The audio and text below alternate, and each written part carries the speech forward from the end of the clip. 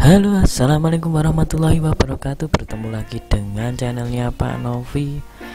Baik teman-teman, kali ini banyak yang bertanya, yaitu di video yang saya upload sebelumnya, yaitu bagaimana kok tidak cair ini BLT BPJS nya. Teman-teman harap bersabar, karena insya Allah jika sudah pengajuan dari perusahaan akan turun tahap kedua, insya Allah. Nah, ini sudah saya rangkum, yaitu 4 penyebab BLT subsidi gaji 600.000 belum masuk ke rekening. Silahkan disimak yaitu video ini sampai akhir.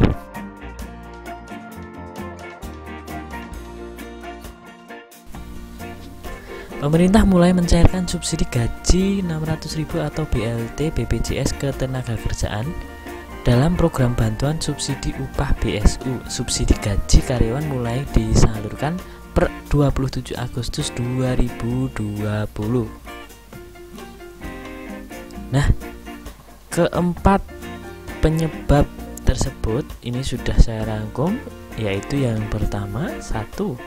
Rekening pekerja belum disetorkan perusahaan. Daftar penerima subsidi gaji 600.000 beserta nomor rekeningnya harus didaftarkan oleh perusahaan pemberi kerja. Karyawan bersangkutan juga bisa meminta perusahaan pemberi kerja, dalam hal ini HRD, untuk meminta informasi tentang status kepesertaannya di BPJS Ketenagakerjaan sebagai syarat menerima subsidi gaji karyawan. Artinya, pekerja tak perlu mendaftarkan langsung ke kantor cabang BPJS Ketenagakerjaan. Selama proses pendataan penerima bantuan 600.000 untuk karyawan swasta tersebut, pihak perusahaan harus proaktif penyedia data atau menyediakan data peserta BP Jam Sostek yang bisa menerima BLT BPJS Ketenagakerjaan.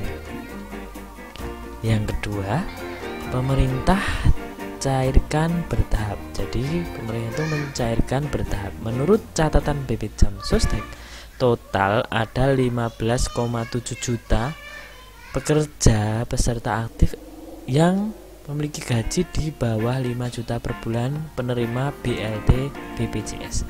Sementara itu, untuk mencairkan bantuan pemerintah tahap awal baru disalurkan 2,5 juta peserta. Selanjutnya, bantuan subsidi gaji 600.000 akan disalurkan bertahap. Jadi teman-teman di sini tidak usah khawatir jika nomor rekening sudah tertera di BPJS TKU. Insya Allah tahap kedua akan mendapatkannya. Dan perlu bertanya kepada HRD, teman-teman sudah didaftarkan atau belum. Selanjutnya yang ketiga, yaitu belum selesai divalidasi. Data sudah divalidasi di perbankan, selanjutnya divalidasi kembali di internal BP Jam Sostek. Hal tersebut mengacu pada Permenaker nomor 14 tahun 2020. Proses validasi dilakukan 3, yakni pertama, validasi eksternal melalui kerjasama dengan 127 bank untuk mengecek validasi nomor rekening peserta calon penerima subsidi gaji BPJS Ketenagakerjaan. Kedua, validasi di internal BP Jam Sostek dengan mengacu pada kriteria Peraturan Menteri Ketenagakerjaan nomor 14 tahun 2020 tentang pedoman pemberian bantuan pemerintah berupa subsidi gaji bagi pekerja buruh dalam penanganan dampak COVID-19. Ketiga, validasi internal dengan mengecek keamanan identitas, nomor rekening, dan kepesertaan pekerja bantuan subsidi upah. Yang keempat, tidak lolos validasi. Di dalam Permenaker nomor 14 tahun 2020 tertulis hanya terdiri dari 7 kriteria penerima subsidi gaji BPJS Ketenagakerjaan antara lain: 1. Warga negara Indonesia atau WNI yang dibuktikan dengan nomor induk kependudukan.